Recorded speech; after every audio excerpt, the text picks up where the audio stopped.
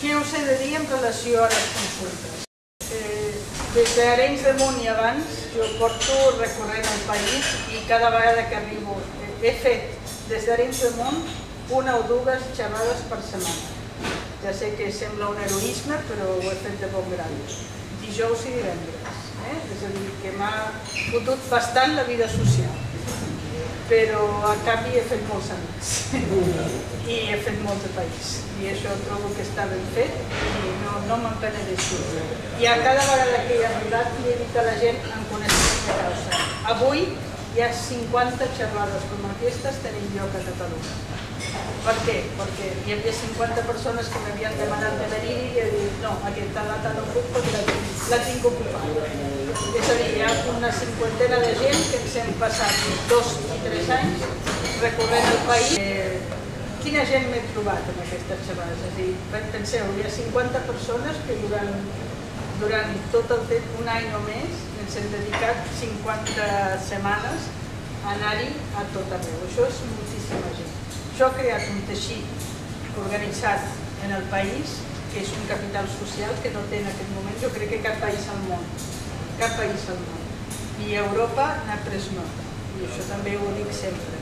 Els europeus estan fascinats que una societat s'autoorganitzi per la llibertat d'una manera pacífica, no trencant escaparates, aparadors i vidres i no sé què com fan els altres sistemes, sinó que s'organitzi, treballi, penqui gent de totes les generacions, de totes les ideologies, de tots els gèneres, i que puguin treballar junts i que a més a més ho facin d'una manera pacífica, voluntària, festiva, encantadora per la llibertat. Que les votacions d'aquestes que s'han fet siguin absolutament sense cap mena d'incident. No hi ha hagut incidents a cap punt.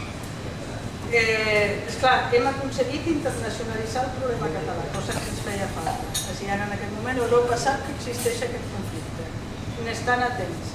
Envien observadors, han vingut gent d'Escòcia, han vingut gent de Flandes, òbviament, perquè comparteixen el problema, però també hi ha hagut editorials al Demande, hi ha hagut...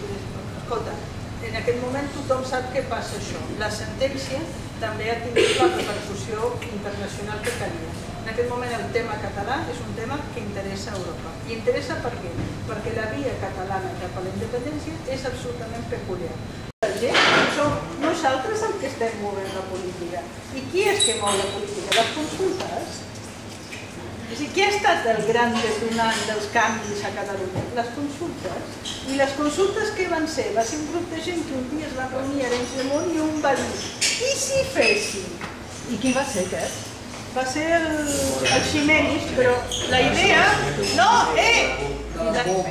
Sí, però la idea no va ser d'ell, va ser de la seva dona.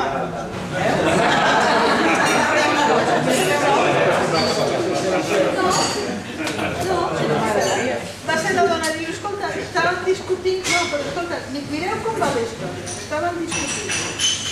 I per què hem arribat a sopar aquí avui? Estàvem discutint el tema de la Riera d'Arenys de Munt, perquè l'alcalde Mora, Carles Mora, volia urbanitzar-ho. I una part de la gent, la CUP, deia no, volem la Riera rural, cosa que jo també hi estic d'acord.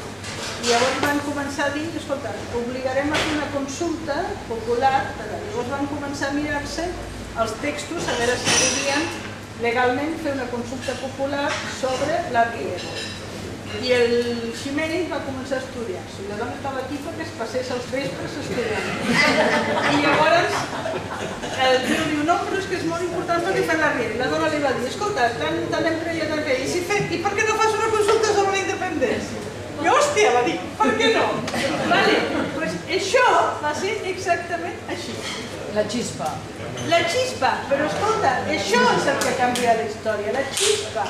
I ara som aquí sopant perquè estem fent uns sants molt dins de filers i estem parlant d'independència, no només nosaltres, està parlant d'independència. El Montilla, el Mas, el Zapatero, la Chacón, tothom està pendent de l'independència. Per què? Perquè la senyora del senyor Ximenis va dir